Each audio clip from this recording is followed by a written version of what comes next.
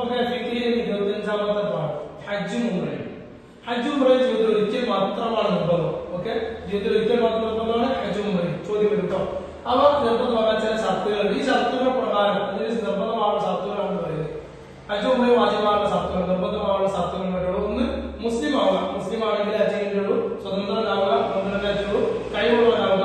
അങ്ങനെയുള്ളവരെ ഹജ്ജ്, കഴിവുള്ളവർ പൈസ അയച്ചാലും ശരി, പോകാനുള്ള വഴി അയച്ചാലും ശരി, സാഹചര്യങ്ങളൊക്കെ പറ്റണം. ഓക്കെ, ഇനി സ്ത്രീകൾക്ക് അധികമായി രണ്ട് ഷർത്തുകളുണ്ട്. ഒന്ന്, ഇദ്ദയിൽ ഇല്ലാതിരിക്കുക. കൂടെ ഭർത്താവോ മഹറമോ വിശ്വസ്തമായ സ്ത്രീകളോ ഉണ്ടായിരിക്കുക. ഇത് രണ്ടും കേട്ടോ. അപ്പൊ ഇതേലല്ലാതിരിക്കണം. കൂടെ ആരെങ്കിലും ഒരാൾ വേണം. ഒന്നെങ്കിൽ ഭർത്താവ് വേണം, അല്ലെ മഹറമായ ആൾ വേണം, അല്ലെ വിശ്വസ്തമായ സ്ത്രീകൾ വേണം. ഓക്കെ, ഇനി ഹജ്ജിന്റെ ഫർളുകൾ നോക്കൂ. ഒന്ന്, ഇഹ്റാം ചെയ്യൽ. ഹജ്ജിൽ പ്രവേശിക്കുന്നതിന് നിയത്ത് ചെയ്യൽ. ഇതാണ് ഇഹ്റാം ചെയ്യൽ എന്ന് പറയുന്നത്. രണ്ട്, അപ്പൊ ഇഹ്റാം ആണ് നമ്മൾ ചെയ്യേണ്ടത് പറയുന്നത്. ഇഹ്റാം ചെയ്യുന്ന സ്ഥലങ്ങളൊക്കെ പറയുന്നുണ്ട്. ശേഷം ശ്രദ്ധിക്കണം. ഓക്കെ, രണ്ട്, അറഫയിൽ ഹാജരാണ്. എപ്പോഴാണ് അറഫയിൽ ഹാജരാണ്? ദുൽഹിജ്ജ് 9-ാം തീയതി ഉച്ച തിരിഞ്ഞ് മുതൽ പെരുന്നാൾ ദിവസത്തെ ഫജ്ർ വരാതിന്റെ സമയം ഓർമ്മിച്ചുക. അറഫയിൽ ഹാജരാകുന്ന സമയം ദുൽഹിജ്ജ് 9, അറഫ ദിവസം എന്നാണ് നമ്മൾ അറിയപ്പെടുന്നത്. ആ ദിവസം അറഫ ദിവസം നോമ്പുകളിൽ നമുക്ക് ഹജ്ജ് ചെയ്യുന്നവർക്ക് എല്ലാവർക്കും സുന്നത്തിൽ നമ്മൾ പഠിച്ചിട്ടുണ്ട്. ഇപ്പൊ ദുൽഹിജ്ജ് 9-ാം തീയതി ഉച്ച തിരിഞ്ഞത് മുതൽ പെരുന്നാൾ ദിവസത്തെ ഫജ്ർ വരെയാണ് ശ്രദ്ധിക്കുക. ഇനി ഇഫാദത്തിന്റെ തവാഫ്, മൂന്നാമത്തെ ഇഫാദത്തിന്റെ തവാഫ് എപ്പോഴാണ്? അറഫയിൽ ഹാജരായ ശേഷമാണ് ഇഫാദത്തിന്റെ തവാഫ്. പിന്നെയോ സഫാ മർവയുടെ 7 പ്രാവശ്യം സഅയ് ചെയ്യുക. സഫാ മർവ രണ്ട് മലയുണ്ട്, അതിനിടയിൽ 7 പ്രാവശ്യം സഅയ് ചെയ്യുക. അങ്ങോട്ട് നടക്കുന്നതാണ് സഅയ് ചെയ്യുക. നമ്മൾ തന്നെ പഠിച്ചു കേട്ടോ. ഇനി 5, തലയിൽ നിന്ന് മുടി നീക്കൽ.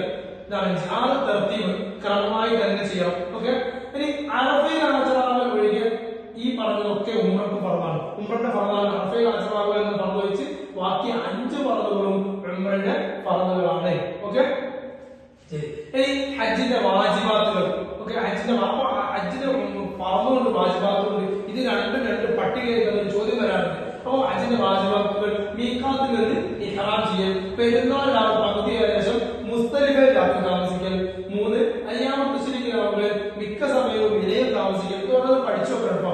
അയ്യാമു തശ്രീഖിൽ കൂടുതൽ സമയം വിലയിൽ താമസിക്കൽ.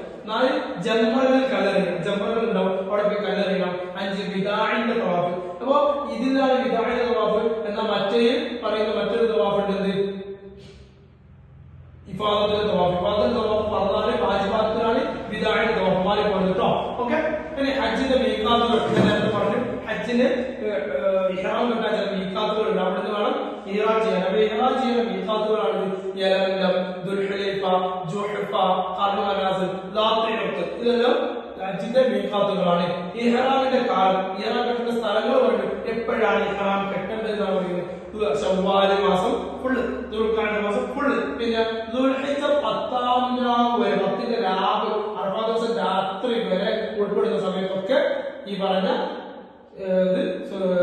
ഹജ്ജിന്റെ ഇഹ്റാം കിട്ടുന്ന കാലമാണ്. ഇനി ഉംറയെ കുറിച്ച് പറയുമ്പോൾ ഉംറക്കല്ലേ ഇഹ്റാം കിട്ടുന്ന സമയമോ ഇന്നത്തെ ഇത് സമയം ചെയ്യണമെന്നൊന്നുമില്ല. ഉംറക്ക് നിശ്ചിതമായ സമയമേ ഇല്ല.